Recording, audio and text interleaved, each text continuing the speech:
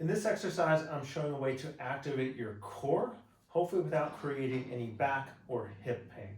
So what we're gonna do is I'm gonna have you lay on the ground or on a firm surface with the knees bent, and I'm just gonna have you kind of rock side to side a little bit, take some deep breaths, and I want you to try to find a position where your back is as relaxed as it's gonna get right now.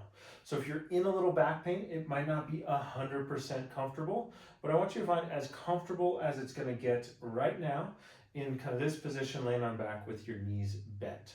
From there, I'm gonna have you place a hand under your low back, and I'm gonna have you find that position again, that kind of comfortable position of your low back with the hand there.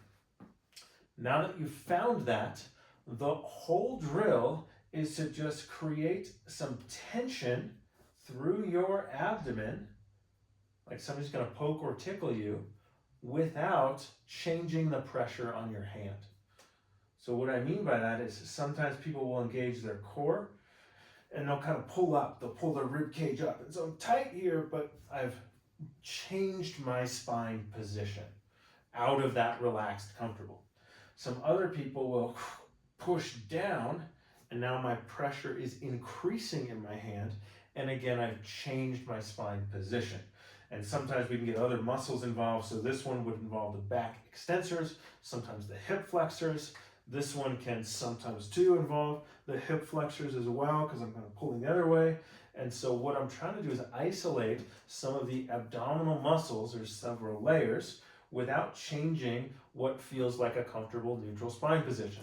So I know that sounds kind of obvious, but often there's a lot of misconception about where should my hips be, where should my torso be, and we can just kind of simplify it a bit. And it's like, let's lay down, knees bent, and let's find a position that feels really comfortable for your back, or as comfortable it's going to get right there, or comfortable as it's going to get right now.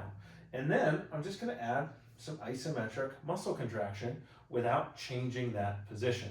And I know I'm going to change the position if the pressure on my hand increases or decreases. So I'm going to try and do that. Then you're going to try and add some breathing. So can you maintain some of this core stiffness and then find a way to breathe that still causes no change in the pressure into your hand? So what you're hopefully seeing is as I breathe, I'm getting expansion.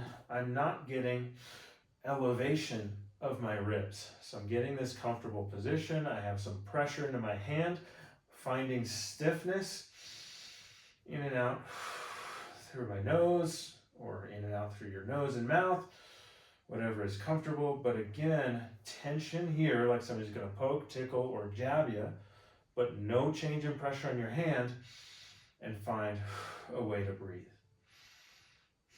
That's the whole drill. I know this seems kind of basic, but it can be incredibly powerful for finding the position. Then advanced move here. So we're gonna find, and I'm not saying that in jest, this can be incredibly challenging.